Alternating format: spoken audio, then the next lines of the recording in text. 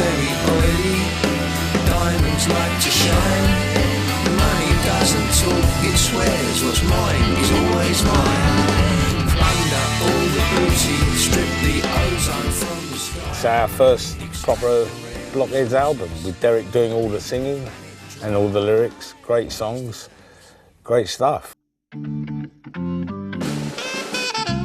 Well, I've been promoted through the ranks, as it were, like in the army. I used to help him on and off the stage sometimes. You know, I used to walk on with him when he during Wake Up, and then hit me the last one. I used to walk on and collect him. He used to grab hold of my arm, and we'd do a few hit-mes, the last few hit-mes, and stroll off. It was a little bit of theatre at the beginning of the show and at the end of the show. You know, it took about 30 seconds, you know, but that's how it started. The time to burn the bridge is when it's getting dark. Swim against the tide in an ocean of seaweed. And when Ian passed away, Derek had already been writing. You know, I knew he was writing, you know, and scribbling away, and gradually he sang more and more with us. You only need one cup when you're on your... I started writing, and we wrote, I reckon, about 16 to maybe 18 more songs than actually appear on Staring Down the Barrel. You know, but we sort of honed it down to the songs that would be suitable for the band. You don't need a doctor to tell you where it hurts. Turn it upside down, man, your head's on the block. Staring Down the Barrel was like, you know, we're looking down at, well, you could be interpreted with a big shotgun if you like. You're looking, you know, at the state of things. It was, you know, staring us in the face as well, you know, and hence the title, I suppose. Right, hold tight, it's all gonna be alright. It's John.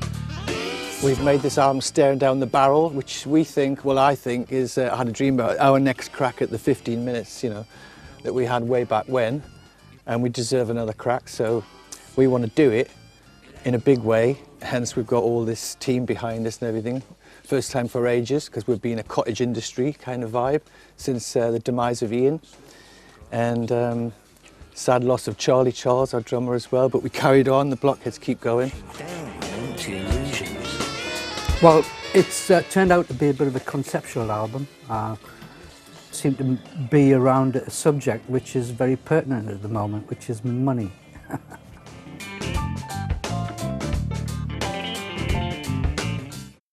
I sort of thought nobody's really writing anything, saying anything about issues, and you don't really want to get heavy with issues. I don't want to be like Bono or, you know, Bob Geldof and, you know, think, well, I've got some sort of sophisticated opinion, because I haven't really. I just sort of see the perversity in life and how it can affect people sometimes, and I think those songs, our songs here, are about that. Never said no, nothing worth saying, never, ever, ever, ever, ever, ever, ever, ever. Things have been read about what I never said to his mouth comes my head, which ain't not all that clever. Well, it's, you know, it's like I've got a Primark suit and I'm standing in front of the Savoy Tailors Cutters Guild. You know what I mean? It's like, it's an awesome thing with a band like the Blockheads, because they're players, you know, and you can feel the, you know, the power of the weight of the music behind you, and there's no room for the faint-hearted out there in front of the Blockheads. And I've sort of slowly did it, really. Johnny's encouraged, Norman's encouraged, Mickey's been fantastically encouraging. And if they didn't like it, they wouldn't be having it, you know, because I wouldn't be, you know, good enough. So I kind of see it as I'm quite very privileged and proud to be a part of it. And hopefully people are going to like the songs.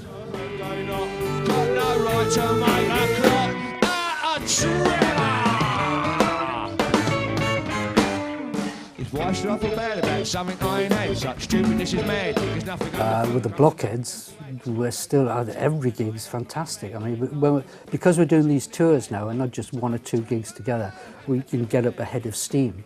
So by the end of, you know, 3 or 4 gigs, it's really happening among the band, you know, because we're really tight, and everyone's starting to veer off a little bit from the arrangement, which makes it really exciting.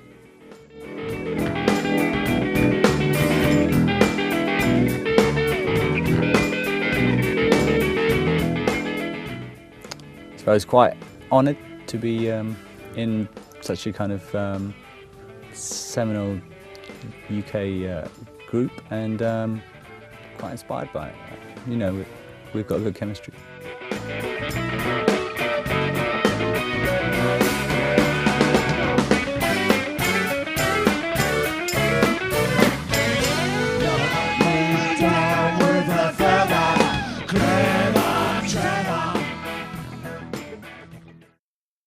And when the Blockheads rock and we go out on tour, it's possibly the highlight of the year for me.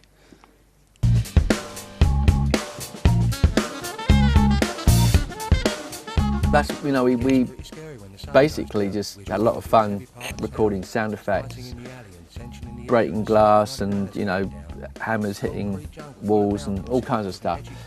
And that is the background to No Go Central, as, you know, as we're sort of like the band playing the score, you know. There's a nutter with a gun and a dosser on the run and a psycho with an iron bar. Don't get out the car. Don't get out the car. There's a strumpet on the game with a vicar with no shame and a hard nut with a nasty scar.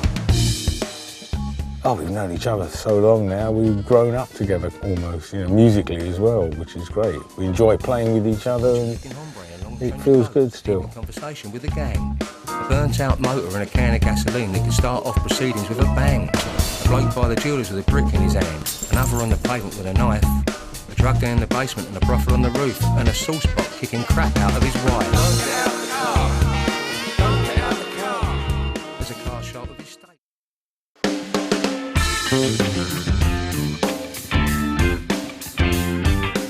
I've always worked for myself, so I've never had a governor. So I've never really ever had anybody telling me what I can do and what I can't do.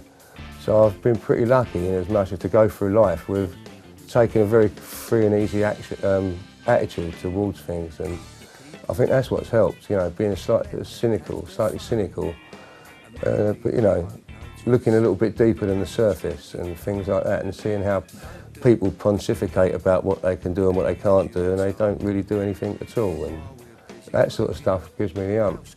It's still growing, it's growing. It's not a static thing with us, it's always sort of changing, evolving. The quality control system in the Blockheads is quite strict. You know, they know what suits the band and what doesn't. And so we've written quite a few songs, Chaz and I, and these ones just seem to have a sort of sentiment that sort of welds in quite nicely with the old style. And it's always, you know, the Blockhead sound is what roots it together. That beautiful sound and a bit of rough and ready on the top. Extract the rare resources and bleed the planet dry. Increase the tax, milk is dry. It's sincere, it's genuine, and you know, it works for us. And we're all sort of finding our own place around it. Increase the tax, milk is dry, why don't you? Why don't you? Throttle back, leave us alone, keep the people happy. Can't you see what happens when you crush the people down? Remove all their incentives and beat them to the ground. But it doesn't go unnoticed, the fuse is being lit. Your time is... It's a real corker from the Blockheads. Oil is very oily, diamonds like to shine. Money doesn't talk, it swears what's mine is always mine. Plunder all the beauty, strip the ozone from the sky. Extract the rare resources and bleed the planet dry. Cheers, Blockheads and Blockheads.